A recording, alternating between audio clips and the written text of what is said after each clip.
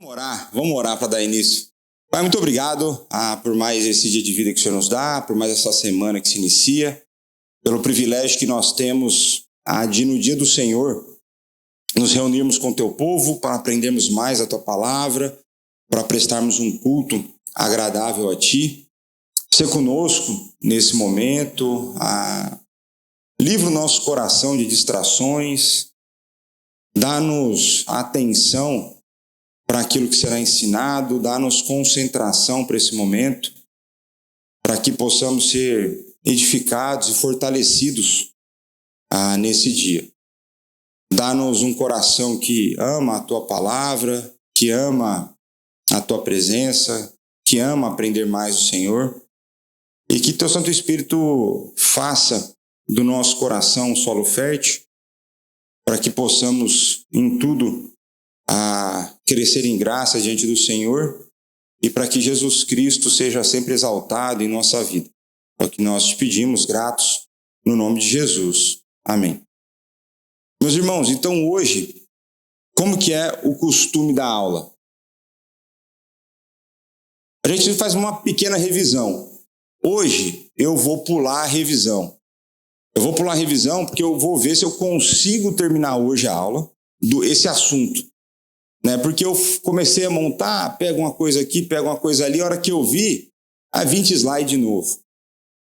Então vamos ver se a gente consegue avançar aqui, vou tentar pular a introdução, a revisão, para ver se a gente avança.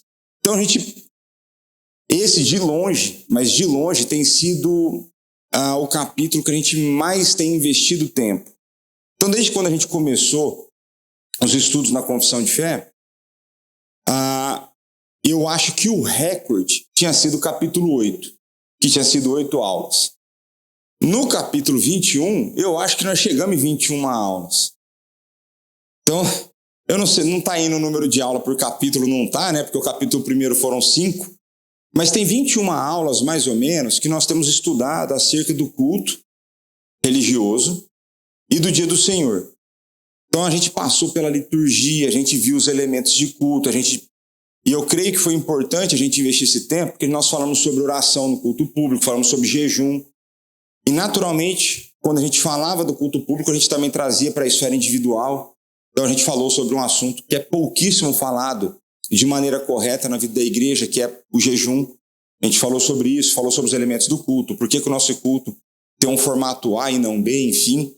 Então, eu creio que tem sido um momento importante, eu creio que tira, principalmente para aqueles que estão a chegar no nosso meio, que vem de outras tradições religiosas, desmistifica muita coisa do porquê o culto é do jeito que é. E de maneira resumida, o culto é do jeito que é porque Deus mandou que seja do jeito que a gente tenta seguir. É isso.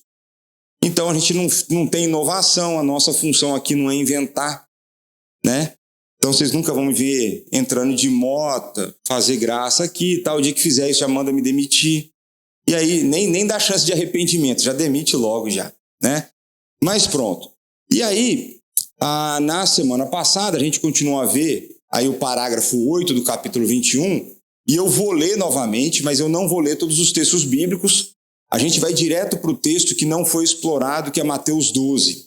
Então diz assim, ali na confissão. Esse sábado, o que é o sábado mesmo? O dia do descanso, isso. É santificado ao Senhor. E santificado, quer dizer o quê? Separado. Então esse sábado é separado ao Senhor quando os homens, após a devida preparação do seu coração, organização dos seus afazeres habituais, não só guardam durante todo o dia um santo descanso das suas obras, palavras e pensamentos a respeito das suas ocupações e recreações diárias, mas também dedicam todo o tempo aos exercícios públicos e particulares de culto e às obrigações de atender aos necessitados e de praticar a misericórdia. Boa parte desse parágrafo a gente já viu. A gente já estudou, acredito que quando for falar, fui lendo, os irmãos foram lembrando de exemplos, né? A questão do lembrar-se, o separar, o preparar, o como organizar e tudo mais. E aí, a gente chega no texto de Mateus 12, de 1 a 13. Nesse texto, eu vou trazer depois dele algumas perguntas, porque esse texto ele foi mais ou menos a base da minha palestra na conferência. Eu sei que muitos de vocês não puderam assistir a palestra porque vocês estavam a servir na conferência, e entre servir no horário que eu estava falando e no horário que o Nicodemos estava falando, vocês escolheram um horário, né? Então vamos lá, vamos ler o que diz na palavra do Senhor em Mateus 12, de 1 a 13. Então está escrito assim: por aquele tempo, em dia de sábado, passou Jesus pelas searas. Ora, estando seus discípulos com fome, entraram a colher espigas e a comer. Os fariseus, porém, vendo isso, disseram-lhe: eis que os teus discípulos fazem o que não é lícito fazer em dia de sábado. Mas Jesus lhes disse: não lestes o que fez Davi quando ele e seus companheiros tiveram fome, como entrou na casa de Deus e comeram os pães da propiciação, os quais não lhe era lícito comer, nem a ele, nem aos que com ele estavam, mas exclusivamente aos sacerdotes? Ou não lestes na lei que aos sábados os sacerdotes no templo violam o sábado e ficam sem culpa? Pois eu vos digo, aqui está quem é maior do que o templo. Mas se vós soubesseis o que significa misericórdia quer e não holocaustos, não teríeis condenado inocentes, porque o Filho do Homem é Senhor do sábado. Tendo Jesus partido ali, entrou na sinagoga deles, achava-se ali um homem que tinha uma das mãos ressequidas. E eles, então, com o intuito de acusá-lo, perguntaram a Jesus: é lícito curar no sábado? Ao que lhes respondeu: qual dentre vós será o homem que, tendo uma ovelha e num sábado esta cair na cova, não fará todo esforço tirando-a dali? Ora, quanto mais vale um homem que uma ovelha? Logo, é lícito nos sábados fazer o bem. Então disse ao homem: estende a mão. Estendeu-a e ela ficou sã como a outra. Então vamos voltar aqui começar no começo. Quando leio essa passagem, o que os irmãos percebem, o que chama a atenção, considerando o assunto que nós estamos a tratar, não outras coisas? Quando fala sobre o dia do Senhor, o que chama a atenção dos irmãos aqui?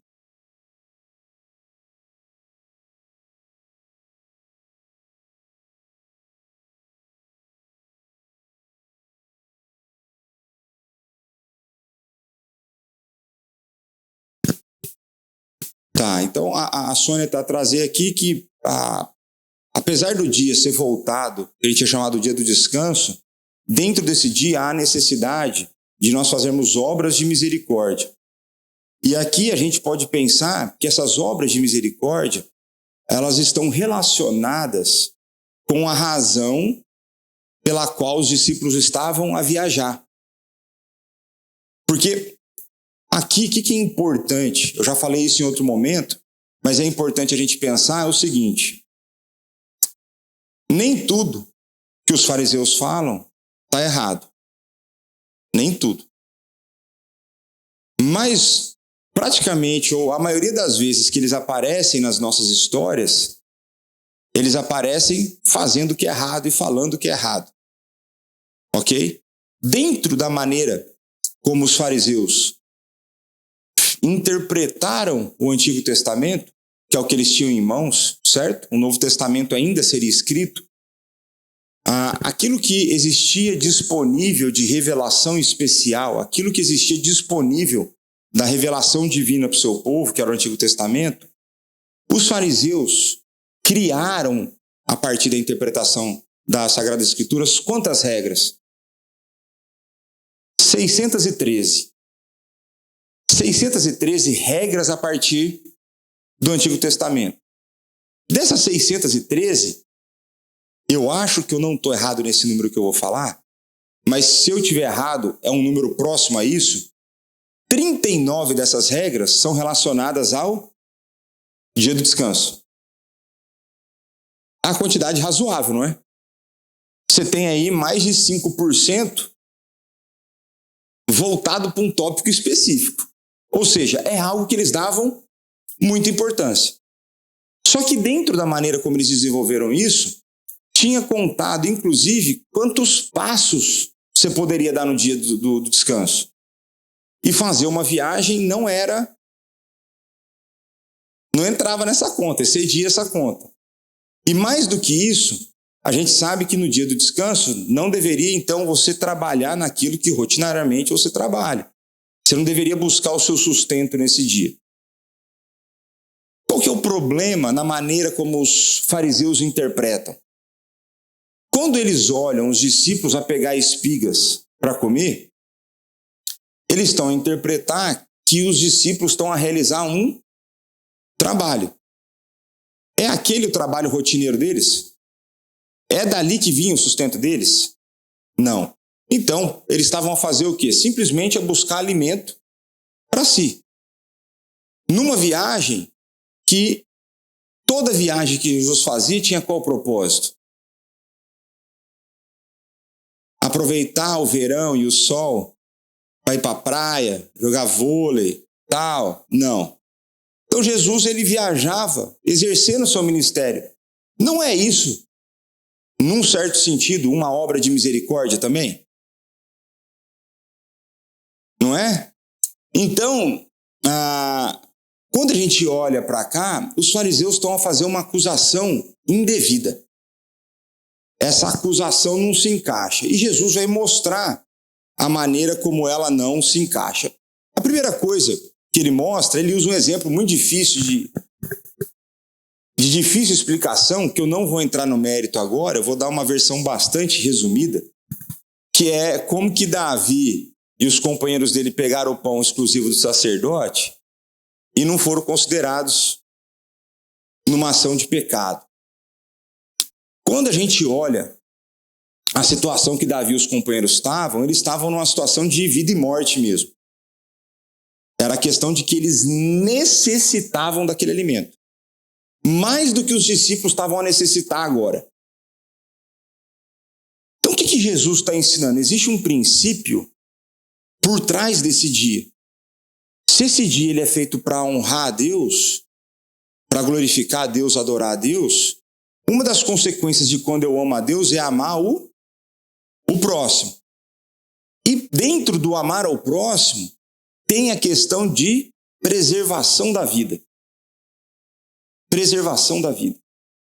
Então, eu entendo, aqui de maneira bastante resumida, que a questão que Jesus traz com o exemplo de Davi é que existem coisas que, por serem relacionadas à manutenção, à preservação da vida, é lícito que a gente faça no dia do descanso. Então, por exemplo, a gente já definiu esse conceito, mas vamos fazer de conta que vocês não soubessem o conceito de trabalho essencial. Você é um médico, você está andando na rua, uma pessoa leva uma facada no domingo. Você olha e diz, dia do Senhor, não posso trabalhar. O que eu vou fazer? Vou orar para ver se Deus cura. É mais ou menos essa era a ideia do fariseu. Né? Eu lembro teve um procurador-geral da República que teve lá na minha antiga igreja, e ele deu um exemplo, porque muitas vezes um erro cometido dentro da igreja é a gente espiritualizar demais as coisas, sendo que muitas vezes a coisa mais espiritual que nós vamos fazer é tomar uma ação. Então, qual que era o exemplo que ele dava? Você foi para a praia, e aí você está lá, tem um miúdo. Fala um ano bom aí, quem é pai, um ano bom assim, que a criança é 5 anos, 7 anos, 6. Então, nessa faixa etária, que os meninos parecem que tá possuído. Certo? Então, você foi para a praia, deu 1 segundo de bobeira, menino correu em direção ao mar. A hora que você viu, ele já está lá na água se afogando. Nisso, tem um irmão passando lá perto. Ele vê essa cena, qual é a coisa mais espiritual que ele pode fazer por essa criança? É ajoelhar diante na areia, falar, Senhor, abra o mar, põe o menino em terra seca? Ou é já pular na água, esquecer de tirar o celular do telemóvel do bolso, já pula na água, vai e traz o menino para fora? O que é o mais espiritual? É tomar ação e salvar a criança. Não precisa de muito. Mas é nesse sentido que a gente tem que começar a usar o critério para pensar o dia do Senhor. Então Jesus está a trazer para os fariseus que existe algo nesse dia que também envolve fazer o bem para o próximo. E aqui que vai entrar o conceito de atos de atender o necessitado e obras de misericórdia. Porque, por exemplo, um homem da mão ressequida tinha vivido até aquele momento com a mão ressequida? Tinha. O texto diz que ele estava vivo, que só curou a mão, não ressuscitou. Ele continuaria a viver com a mão ressequida? Continuaria. O cego, pensa no aleijado lá do tanque. Não continuaria, ele já não estava a viver lá umas 4 décadas aleijado? Não continuaria a viver? Continuaria. Então Jesus está a mostrar que existe algo que vai, quando envolve o ser humano, não só a preservação da vida, mas fazer o bem para a pessoa. E aqui o bem não vale ser o nosso critério. Porque às vezes a gente vai pegar e falar assim, ó, tem uma ideia. Meu menino, meu filho, está muito estressado de muitos exames. Muitos exames na escola, a vida dele é muito difícil, matemática, química. Então eu vou fazer o bem para ele no dia do Senhor. O que eu vou fazer? Vou levar para o cinema para ele relaxar. Isso não é fazer o bem. A gente já começou a querer enfiar o nosso conceito e não o conceito bíblico do que é fazer o bem. O fazer o bem nesse caso vai ser outro. Vai ser você sentar com seu filho, conversar sobre a palavra, ensiná-lo aquilo que tem sobrecarregado a vida dele, a maneira como ele deve lidar, colocando diante de Deus com súplicas e orações. Então existe um processo para você fazer isso. Quando você pensa no exercício público e particular de adoração a Deus, é você aproveitar esse dia para instruir a sua família, para se envolver na vida do seu filho com mais detalhes e tudo mais. Então, aqui Jesus começou a mostrar essa ideia do atender o necessitado e fazer o bem. Aí ele vai continuar. Uma vez perguntaram para mim, pastor, mas o senhor não tem dia de descanso, porque no domingo o senhor está trabalhando. Eu falei, é verdade. Jesus falou que os sacerdotes não violam, eles violam, mas não têm culpa.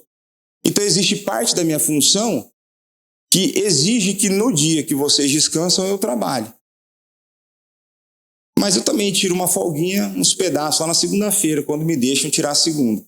E às vezes o povo me liga, aparece problema, e tal, e tal, e tal. Eu também queria poder descansar mais, né? Mas não é o padrão que Deus deu, né? Então cada um com seu ofício, cada um com o peso que tem que carregar, né? E cada um tem a sua energia renovada do jeito que Deus renova.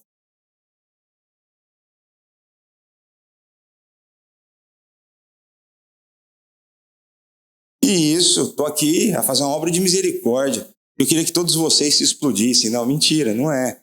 Então vamos continuar aqui. Então deu o exemplo aqui do sacerdote.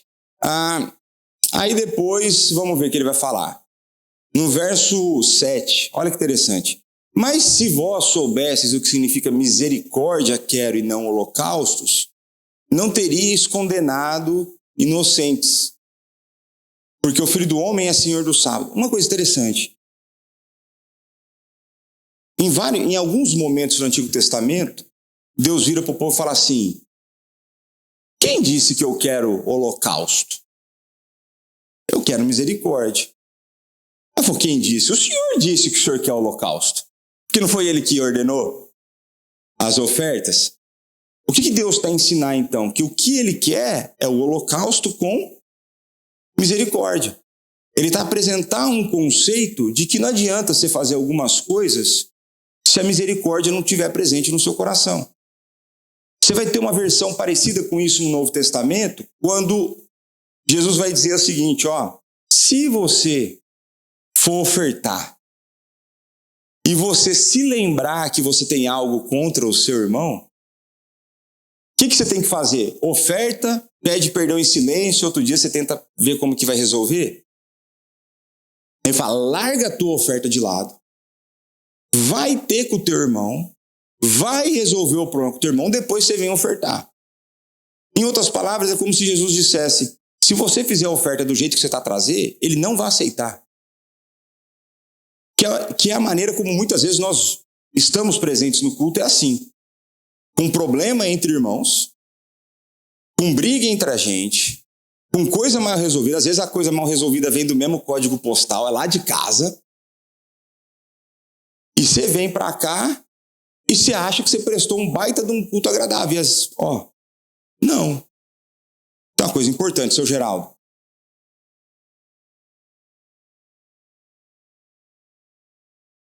Tá?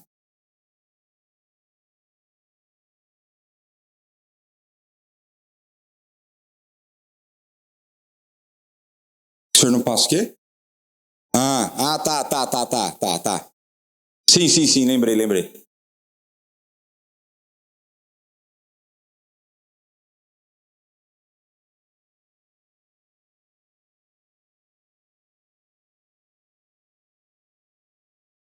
Senão não dá para tomar Santa Ceia. Então, o seu Geraldo está a falar aqui que tinha a pessoa que não gostava da outra. Né? Ele não conseguia engolir aquela pessoa. E esse homem que era o não engolível, o inengolível, ele era presbítero. E no dia da Santa Ceia, ele chegou para o camarada e falou: e aí, o que eu preciso fazer para descer redondo? Isso aqui só quem é mais antigo lá no Brasil que vai lembrar. Que era uma propaganda de cerveja que tinha no Brasil. Mas eu não tomo cerveja. Mas, e aí o camarada ficou sem resposta. E aqui, tem um outro exemplo que é um pouco mais radical do que esse até.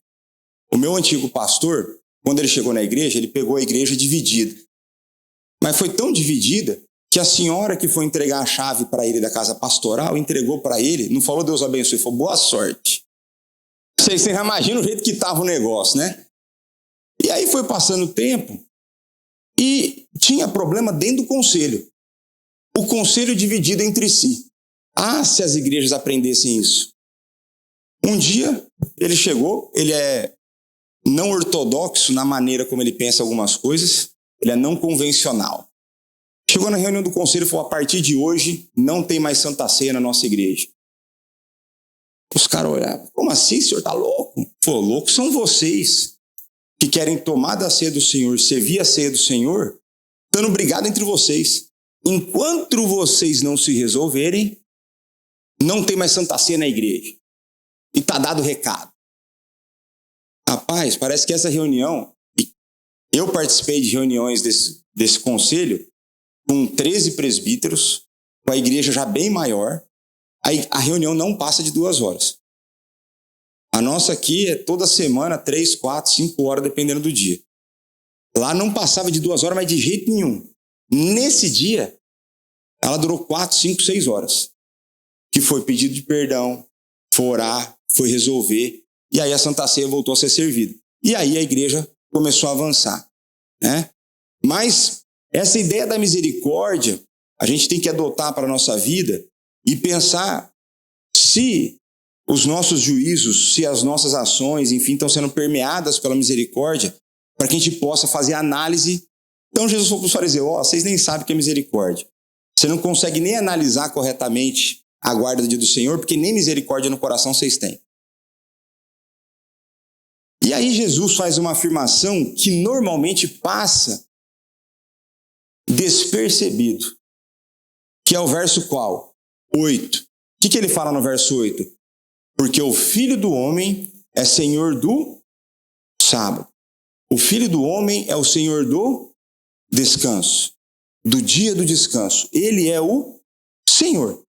E aqui eu vou fazer mais para frente algumas perguntas, e eu creio que com esse verso, a gente deveria, eu acho que a gente fundamenta muito daquilo que nós cremos, e a gente poderia quebrar várias discussões desse assunto. Mas olha só, verso 9. Aí foi para a sinagoga, daí ele foi lá e perguntar se era lícito ou não curar.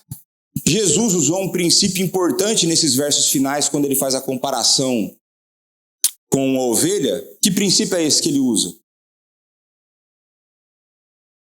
O que está por trás dessa afirmação de Jesus que o ser humano é mais importante que a ovelha?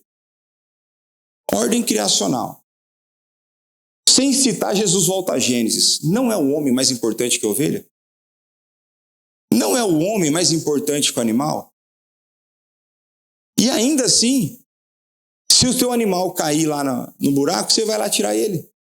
Então o homem, e até o seu inimigo é mais importante que a ovelha, né? Então Jesus traz aqui princípios.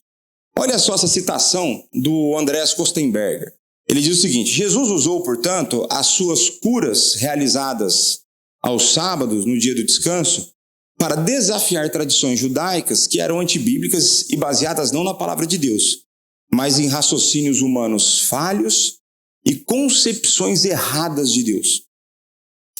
Já é para ter no último mês, eu devo ter falado isso em umas 2 pregações, que compreensão teológica incorreta gera ação incorreta. Se eu percebo incorretamente Deus, se eu percebo incorretamente a palavra de Deus, qual que vai ser a consequência? Pecado. Aí você pode dar outro nome, erro teológico, erro de ação. O nome é pecado. Então, se eu percebo incorretamente a palavra de Deus, consequentemente, não tem como viver de maneira correta. E é isso que Jesus está a corrigir na vida dos fariseus. Então ele vai continuar aqui. Desta forma, Jesus afirmou o seu conhecimento e discernimento superiores sobre o caráter e as exigências de Deus. Então aqui fica simples. Quando Jesus diz que é o Senhor, Senhor você pensa em quê? Quando você pensa em senhorio? Posse. É autoridade de propriedade. Eu sou o dono. Não é senhor igual aqui em Portugal não pode usar, né? Porque lá no Brasil você usa senhor e senhora como uma forma de respeito. Aqui em Portugal parece que quando você fala senhor e senhora, para a pessoa que recebe, parece que ela está caindo aos pedaços, né? Então sempre as portuguesas ficam muito bravas quando eu chamo de senhora, que é como se fosse de uma velha muito velha, né? No Brasil, o uso é um pouco diferente, por isso que eu uso e já fui corrigido várias vezes quando eu usei senhora aqui com as meninas da igreja, né? Mas pronto, então aqui no termo bíblico, senhor aqui é do termo da palavra Kyrios, que demanda senhorio, é autoridade, senhor sobre, aquele que tem poder sobre. E se Jesus tem poder sobre, o que ele fala é certo ou errado? Tem alguém que vai discordar dele? Só os loucos. Só os loucos vão discordar dele. Então é esse o argumento do Kostenberger. Ele falou assim, olha, Jesus, toda vez que ele fala sobre esse assunto, ele demonstra um conhecimento superior. Por quê? Porque ele tem um conhecimento completo, pleno, né? Aí vai continuar. Como ele disse em outro lugar, o sábado foi feito para as pessoas e não as pessoas para o sábado. E ele, sendo Deus, tinha autoridade sobre o sábado. Então aqui, esse é um outro verso muito mal interpretado, que é essa ideia de que o sábado foi feito para a pessoa e não a pessoa para o sábado. Quando as pessoas vão pegar esse texto para interpretar, de que maneira vocês acham que ela interpreta esse texto? Elas fazem o que quiserem, porque o dia foi feito para mim. E se o dia foi feito para mim e não eu para o dia, eu não vou me prender em regras legalistas farisaicas e vou me libertar e viver uma vida livre. Basicamente não é esse o raciocínio. Eu tô viajando aqui? Me ajuda aí, gente. Dá uma respostinha aí, sim, não. Não, né? Não tô. Agora pergunta. Se o dia foi feito para mim, e o para mim aqui dá a ideia de feito para o meu benefício, quem sabe o que é melhor para mim? Percebe? Como a gente, muitas vezes, a gente quer buscar o lugar de Deus, tomar o lugar de Deus. Quando foi a primeira vez que isso aconteceu? Na queda. É a busca humana por autonomia. É a busca humana de tentar mostrar para Deus que nós sabemos mais do que Ele. Porque se Ele fala para a gente não fazer e a gente faz, o que a gente fala para Deus nisso? Veja bem, o senhor acha assim que o senhor é onisciente e tal, mas tem uns negocinhos aqui que eu estou melhor. Você não faz nem conta de matemática, vai fazer, né? A minha revolta recente é quando eu vou ao comércio, aí vou pagar a conta, divide em 2. O camarada tem que abrir a calculadora para fazer 50 por 2. Eu falo pro cara, dá 25, meu, pode conferir. Aí ele vai e faz. E deu mesmo. Matemática. matemática. Ou então lá deu 35 por 2. Falou, ó, esse aí é 17,50. Não é. Pô. Não precisa ser nem aqueles menininhos do Luciano Huck que faz 100 casas decimais do pi. É o básico, né? Mas pronto.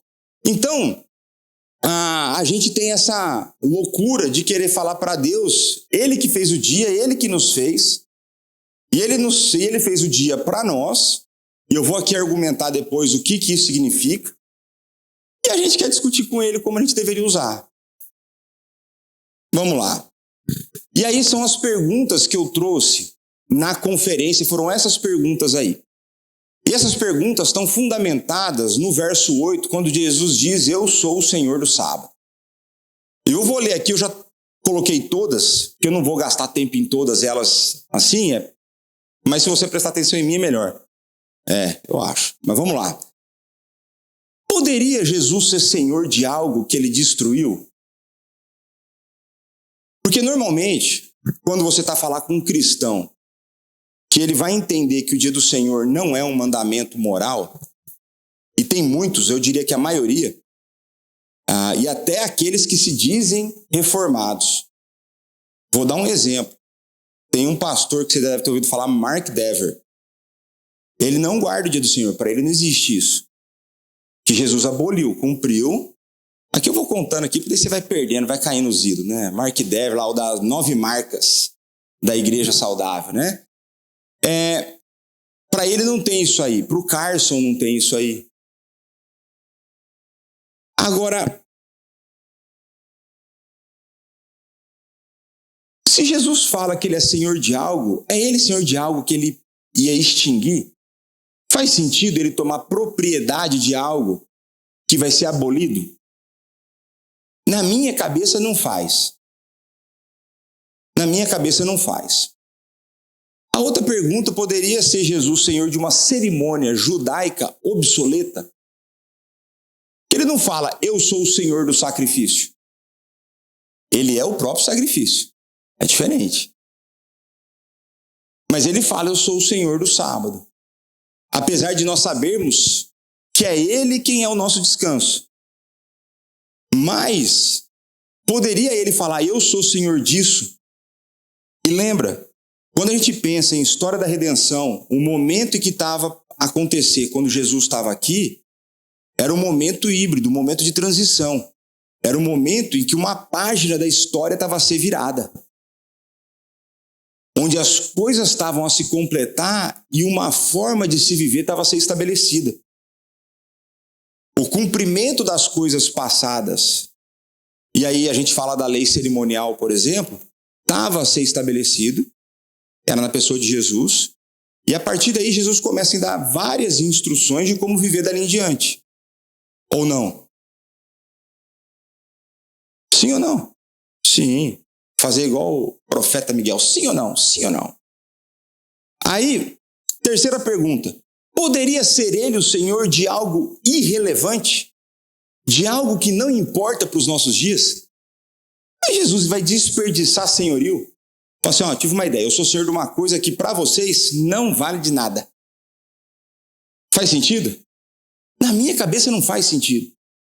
E muitas vezes as pessoas me perguntam, né? O Ronaldo às vezes faz essa pergunta. O Ronaldo fala assim, pastor, como que o cara chegou nesse raciocínio? Porque eu leio a Bíblia e não chego.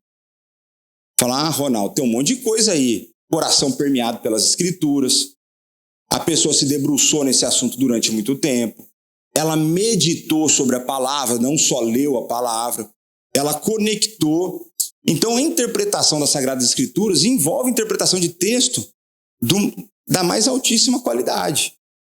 Não é qualquer texto que você interpreta, não, é a Sagrada Escritura. Então, demanda de nós um exercício de conexão e compreensão para que esses fundamentos e conceitos sejam todos aplicados. Agora, eu não vejo como que Jesus seria dono de alguma coisa que não importa. Não faz sentido. Percebe a profundidade da pergunta? Aí vamos lá. Quarta, não é nenhuma pergunta, é uma afirmação.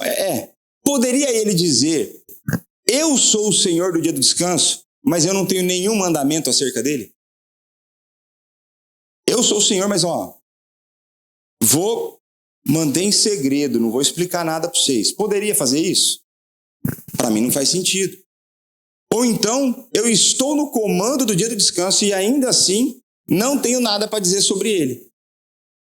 Então, muitas vezes, a maneira como as pessoas encaram esse dia é como se Jesus não tivesse nada para falar sobre. E a gente já viu que ele já falou muito em Mateus 12. Ele já falou sobre obras de misericórdia. Já falou daquilo que é demandado naquele dia. Já mostrou que aquilo que os fariseus acreditavam estava errado. Então, Jesus tem muito a falar nesse dia. Agora, se Jesus é o Senhor do dia do descanso, temos nós direito de mudá-lo? Por exemplo, quem aqui mora de arrendamento?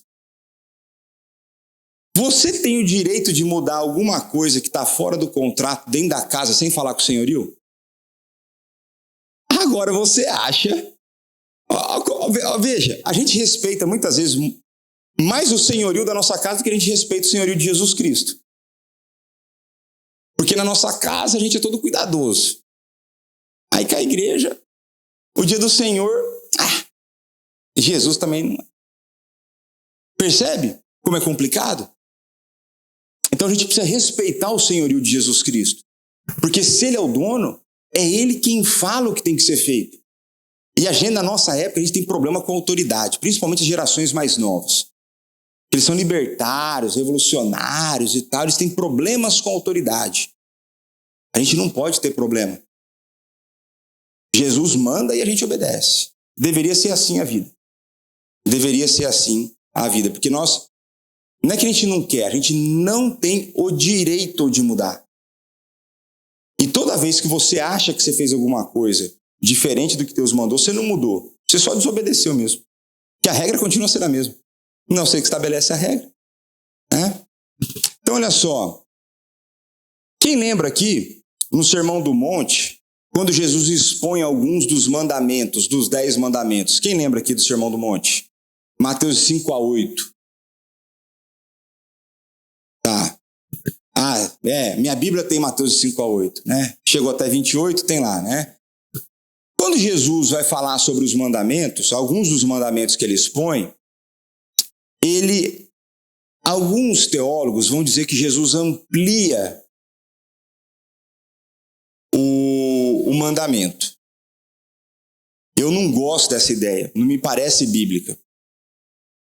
Por quê? Porque é como se o caráter de Deus não tivesse sido revelado completamente naquele mandamento. O que eu prefiro olhar? Jesus corrige a compreensão daquele mandamento. Então é altamente possível que nós tenhamos uma compreensão incorreta e ela seja corrigida sem afetar a essência daquilo que foi ensinado, aquilo que foi ordenado, aquilo que foi mandado. Quando Jesus vai falar sobre o adultério, o que ele explica? Que o adultério não é apenas a consumação do ato sexual. Ele vai falar que o desejo no coração já configura adultério. Naturalmente, com consequências diferentes. Né? Quando eu estava dando essa aula aqui lá na Senhora da Hora, uma pessoa discordou de mim.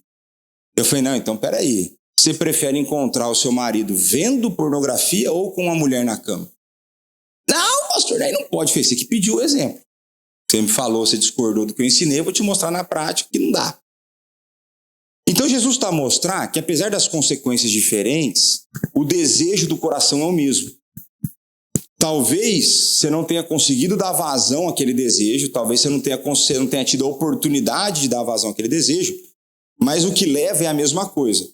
Jesus ampliou o mandamento ou ele explicou o significado? Para mim, ele explicou, ele esclareceu o que estava a acontecer. Agora, ele vai falar, por exemplo, que matar, assassinar uma pessoa não é só você pegar de maneira premeditada e assassinar alguém. Ele vai dizer que quando você odeia, quando você não engole uma outra pessoa, quando você tem esse ódio no coração por outra pessoa, você está fazendo a mesma coisa. A gente sabe que tem consequência. Ninguém vai ser preso, prisão perpétua, porque odeia no coração. Ninguém vai ser condenado à pena de morte, pegar um exemplo dos Estados Unidos, ninguém vai ser condenado à pena de morte por odiar no coração. Mas diante de Deus, as duas coisas são consideradas como assassinato e as duas coisas são passíveis de condenação, e condenação eterna. Então Jesus está a corrigir a compreensão dos mandamentos. Pergunta, será que ele não tinha nada para corrigir na compreensão da guarda do dia do descanso? E aí a pergunta que a gente tem que ver, o que será que Jesus ensinaria sobre esse dia? Porque a gente vai falar na teologia que o dia do descanso, ele é um tempo sagrado. Ele é um tempo separado. Será que ele não tem nada para ensinar? Será que ele vai dar uma interpretação? Será que ele vai corrigir nossa compreensão com algo mais elevado ou com algo mais simplificado? É isso que eu... Porque assim... O que eu tenho dificuldade muitas vezes é a maneira como as pessoas aplicam regras, 2 pesos e 2 medidas. Então Jesus corrige a compreensão dos outros mandamentos, deixando eles mais profundos, mas no dia do Senhor não. No dia do Senhor fica mais fácil, no dia do Senhor fica abolido, no dia do Senhor não precisa. Percebe como as pessoas querem que Jesus trate de uma maneira distinta uma lista que foi dada pelo mesmo Deus, no mesmo dia, na mesma hora? Então, e aqui você, pastor, mas não está escrito desse jeito. Não, mas é a inferência lógica do negócio, é a sequência. Se Jesus está a elevar os mandamentos, tornando-os mais profundos, no sentido de, para nossa compreensão, para o dia do Senhor ele vai relaxar? Não encaixa. Não, a conta não fecha. Está fazendo sentido para vocês? Quem não está, fala, não está. Eu preciso de um norte aqui. Então tá bom, se você não está discordando, depois não tem direito. Mas não concordei depois. Problema seu. Então olha só, vamos ver aqui o comentário do Van Dixhoorn em cima desse parágrafo, em cima do texto de Mateus 12. Van Dixhoorn vai falar assim: como será esse dia centralizado em Deus? Irá variar um pouco de família para família e de pessoa para pessoa. Então, eu quero que vocês percebam isso. Quando diz se abdicar das tarefas rotineiras, se dedicar à adoração, isso não está a desconsiderar particularidades das famílias. Então, assim, a maneira como isso vai ser centrado varia de pessoa para pessoa, de família para família. Varia porque nós temos ocupações diferentes, nós temos responsabilidades diferentes, nós temos papéis diferentes dentro da igreja, nós temos estruturas familiares diferentes, uns com 4 filhos, outros com 1, outros com 0. Então isso varia. Mas todo o povo de Deus deveria ter um dia caracterizado por adoração pública e privada. Ele falou, não importa qual a tua estrutura familiar, não importa qual seja a sua dinâmica de vida, uma coisa eu te afirmo. Todo mundo, todo o povo de Deus tem que ter o dia separado para adoração pública e privada. E aí aqui já é importante, ele vai dizer tanto o culto em grupo como indivíduo são importantes. Isso já mostra para nós uma parte, um elemento que provavelmente nós esquecemos. Qual que você acha que é o que nós esquecemos nesse dia? Oi? Preciso falar alto com força e convicção. O privado. Porque a gente vê até que no público a gente vem. Sim, tem uns que dá assim, vem sempre assim, mas vem, né? A gente esquece, a gente pode até vir aqui. Mal que a gente volta para casa, o resto do nosso dia do Senhor é como se fosse o do ímpio. Ou eu estou falando besteira? Se fosse no Brasil, é que agora já acabou um monte de coisa. O pessoal chegar em casa, assistir Faustão, Domingo Legal, essas coisas tudo aí. Não tem nada a ver isso aí. Vou ligar o futebolzinho, ficar xingando meu time lá, que tá mal, tal. nós somos lembrados de que existe, então, o culto público e existe o culto privado, particular. E aqui depois eu vou dar dicas, passos práticos para a gente pensar sobre isso. Então ele vai continuar. O dia deve ser caracterizado pelas obrigações de atender aos necessitados e de praticar misericórdia, como nosso Senhor teve de ensinar aos fariseus. Então, Van Dix Horn fez a mesma aplicação aqui que nós fizemos. Então Jesus está a mostrar a obra de misericórdia e cuidado do necessitado. Praticar a misericórdia, ajudar os doentes, alimentar os pobres, e essas obras são necessárias todos os dias. Praticar a misericórdia também é prover pouso e comida para estrangeiros e viajantes cristãos. Então, por exemplo, vou lançar um desafio para a igreja. Boa parte da nossa igreja viaja aqui para vir. Mas, às vezes, a viagem de 1 hora é o mais longo da média normal aqui. Tem uns que são 15, 20, 30, 40 minutos. Mas nós temos uma família agora, eles viajam 2 horas e tal. Para vir 2 horas e tal, para voltar no domingo. Será que a gente não deveria prover pouso e refeição para esses viajantes cristãos?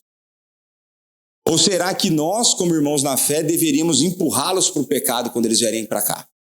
Então eles veio prestar culto aqui, problema deles que não tem igreja na cidade deles, no conselho deles. E a hora que terminar o culto, eles que se virem para a restauração, para comer por lá. Será que a gente deveria fazer isso? Ou será que a gente deveria estar atento à membresia da nossa igreja, atento aos nossos visitantes, atento às necessidades dos nossos irmãos, e então a gente proveria pouso e comida para eles? Faz sentido para vocês? Então depois, se você já não sabe quem que eu estou falando, depois você pesquisa quem é. Vai no chat GPT e pergunta, quem são as pessoas que o pastor citou? Vamos ver se a inteligência artificial é boa desse tanto, né? Mas se não souber, depois você me procura que eu te falo. Então, a gente deveria pensar esse dia de uma maneira bastante distinta. Então ele vai continuar aqui, eu deixei grifado. Será que tem alguma razão que está grifado? Negrito, sublinhado, vamos ver aqui? Itálico. O ponto principal é que entre adoração, hospitalidade, e já que o dia é do Senhor, poderíamos acrescentar comunhão e descanso. Os cristãos podem facilmente dedicar o dia todo ao Senhor. Gente, se for seguir essa formulinha que ele deu aqui, o teu dia passa voando. E isso é interessante, porque foi uma experiência que eu pude viver quando eu morei lá um tempo nos Estados Unidos, que os crentes que pensam dessa forma, como nós deveríamos pensar, a maneira como eles guardam o dia do Senhor é muito interessante. Eu estou começando a me organizar, porque a dinâmica da nossa vida mudou um pouco, que a minha esposa começou a trabalhar fora de casa. Mas eu estou começando a me organizar para, de domingo, receber pessoas em casa. Só que eu não tenho a casa igual os americanos têm. Então, a casa pastoral de um americano tem 4, 5, 6 quartos. Né? Então, ele tinha uma sala gigantesca. Aí um dos amigos meus do mestrado me chamou para, vai visitar lá a igreja lá, fui instalado pastor, vai um dia lá. Eu fui. Ele falou, daí você já fica para almoçar conosco. Ele pega na casa dele e chama um tanto da igreja para almoçar com ele aquele dia. E aí o americano ele é muito intencional. É muito intencional. Então, a hora que sentava para almoçar, aí o pastor começava, fulano, o que você achou da pregação hoje? Quais são os pontos que te chamaram a atenção? O que você aprendeu hoje? Como que isso... E aí, a conversa do almoço não era se o time, se a equipa tinha perdido ou não tinha. Não era se o dólar estava subindo, caindo, o euro subindo e caindo. Não é se o IVA vai aumentar ou diminuir. Não é se a renda, o valor da renda vai subir. Era preocupação com assuntos celestiais. Vamos falar sobre a pregação. Vamos falar sobre isso aqui. Então, muitos pastores tinham esse costume. Inclusive, esse escritor, o Van Dix Horn, escritor do comentário, eu tive a oportunidade de participar na casa dele em alguns jantares. E ele não mudava a dinâmica do jantar por conta nossa, dos alunos. Então tinha dia lá que ele chamava para discutir um livro, então você tinha que ler um livro lá e discutir na casa dele. Aí era aberto, tinha 2 encontros, um com o auxiliar e um com ele na casa dele. Aí uma parte da turma se inscrevia num canto, outra parte no outro. Aí fomos jantar na casa dele. Aí 20 alunos lá na casa dele. Aí ele pegava e falava para a filha dele, falava, agora vai lá buscar a Bíblia, que é a hora da gente fazer o nosso culto doméstico. E aí, para quem tem dificuldade em como fazer culto doméstico, é desse jeito simples. Aí ele ia lá, pedia, lia a Bíblia e falava assim, ei minha filha, o que você aprendeu aqui? Você consegue perceber isso? Aí ele ensinava alguma coisa. E coisa simples. A menina tinha 10, 12 anos, sei lá. Coisa simples. Você conseguiu ver isso aqui no texto? Lembra na semana passada, ou lembra ontem o que nós falamos? Porque ele pega e vai expondo a Bíblia sequencial com a filha. Lê lá o texto. Então você pega lá um livro que trata os pecados do teu filho e começa a estudar. Ele falou assim, você lembra que ontem a gente falou sobre não sei o quê? E isso com todos os alunos lá. Você agora vamos orar todo mundo. Aí orava, aí depois vinha um jantar. E aí durante o jantar ia conversando sobre assuntos. Mas não era, esse nem era o dia do Senhor. Era um dia durante a semana. Mas essa é uma prática que eles faziam. Chamar uns aos outros. Porque muitas vezes, você quer ver como a gente é incoerente? Igual aqueles que interpretam os mandamentos. Uma das razões pelas quais nós não fazemos atividades com o povo da igreja, tipo assim, você não sai ou você não chama para ir na sua casa durante a semana, o que é? Falta de tempo, não é essa desculpa?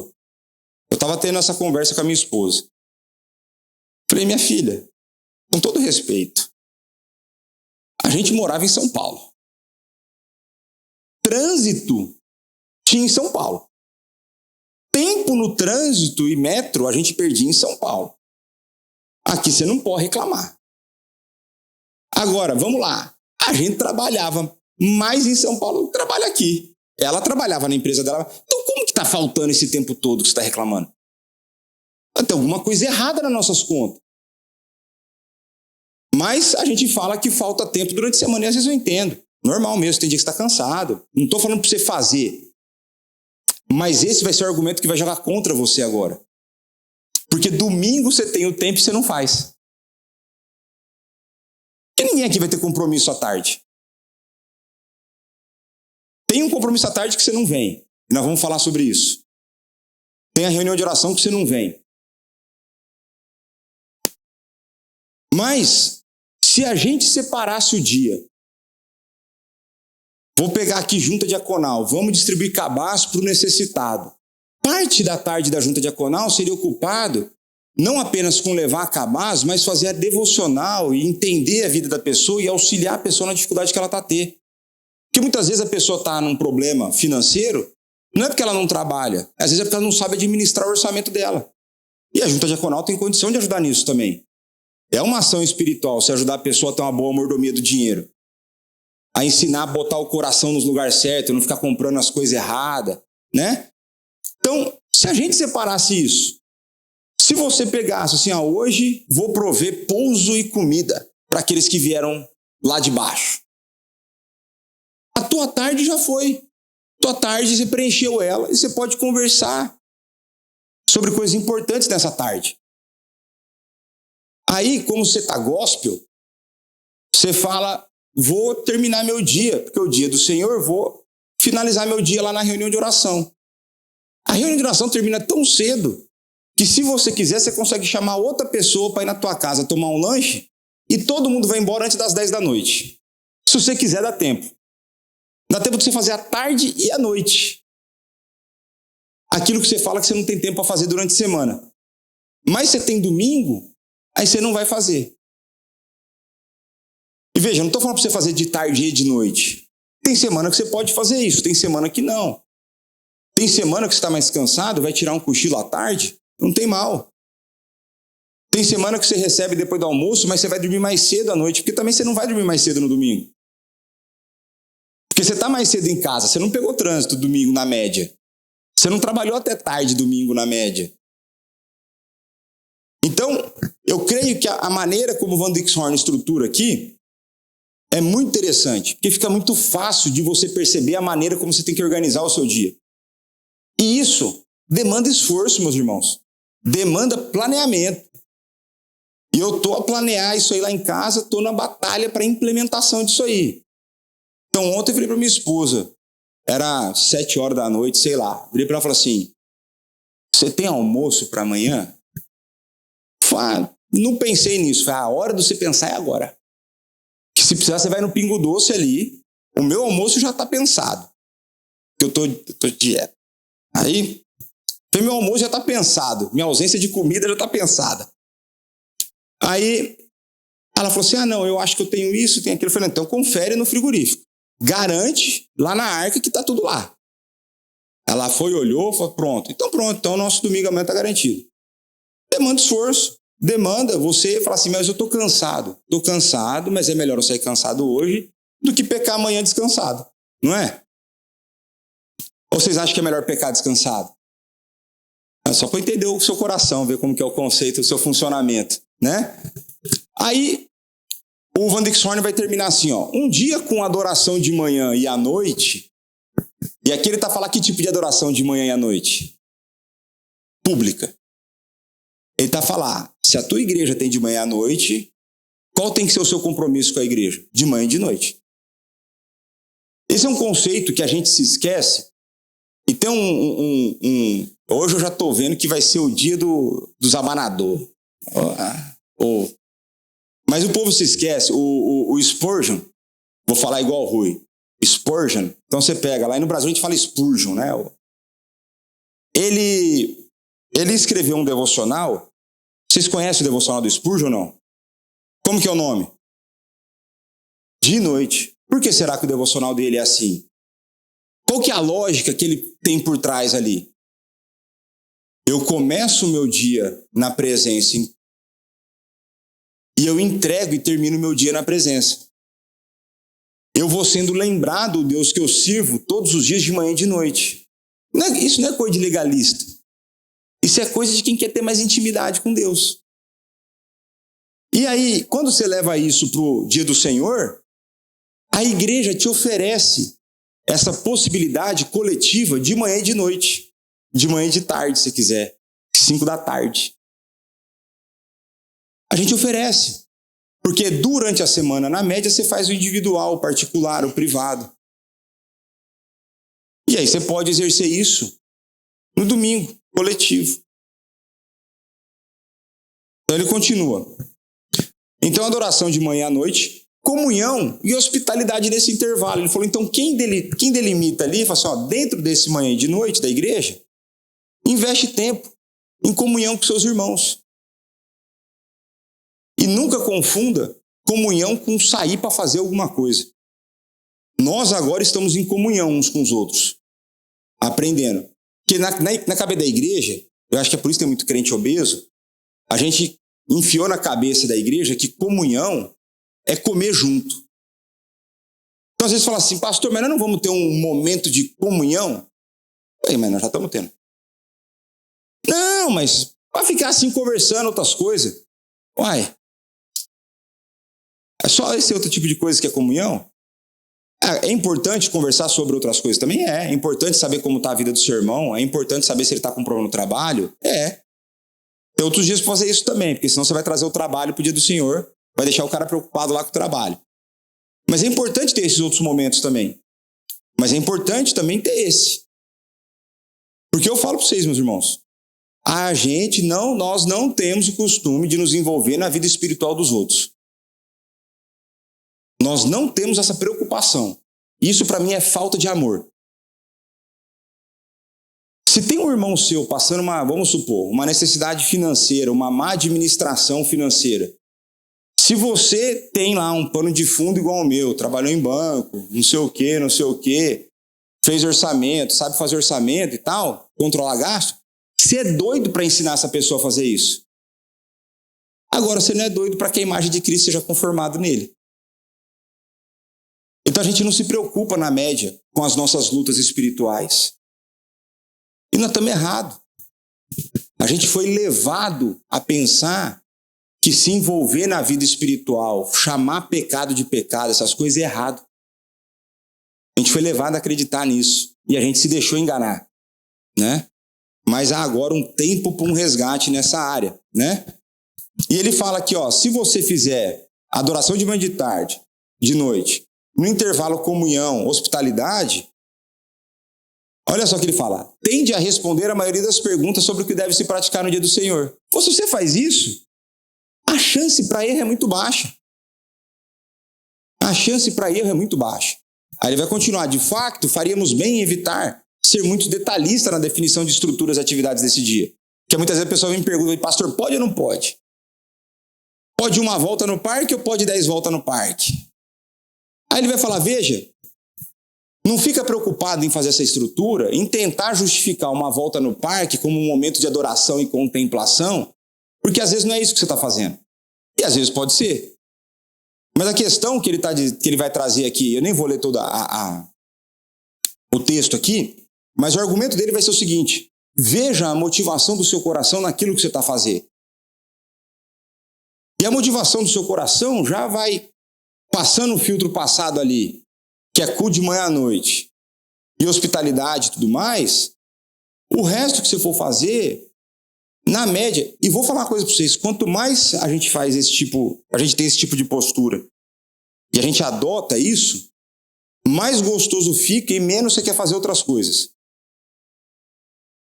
O teu coração começa a se deleitar nisso, porque Deus nos fez para nos deleitarmos nisso. É simples assim. Então, quando a gente faz aquilo que Deus nos chamou a fazer, as coisas se encaixam. E eu estourei o tempo. E eu acho que eu falei 7 slides, tem uns 14 para semana que vem. Mas a gente termina. Uma hora a gente termina. Então, vamos orar? Pai, muito obrigado por mais esse momento, pelo seu cuidado, muito obrigado pela sua palavra e muito obrigado pelo privilégio que nós temos de ter um dia separado para o Senhor. Dá-nos um coração que ama esse dia, dá-nos um coração que deseja viver esse dia de maneira bíblica, dá-nos um coração que ama a adoração coletiva e particular, dá-nos um coração que ama os nossos irmãos e que possamos, Pai, exercer a hospitalidade, a misericórdia, atender os necessitados, para que em todo tempo o Teu nome seja honrado e nós possamos, Pai, encontrar em Ti descanso para a nossa alma e para o nosso corpo. É no nome do Teu Filho Jesus Cristo, nosso Senhor e Salvador, que nós oramos e agradecemos.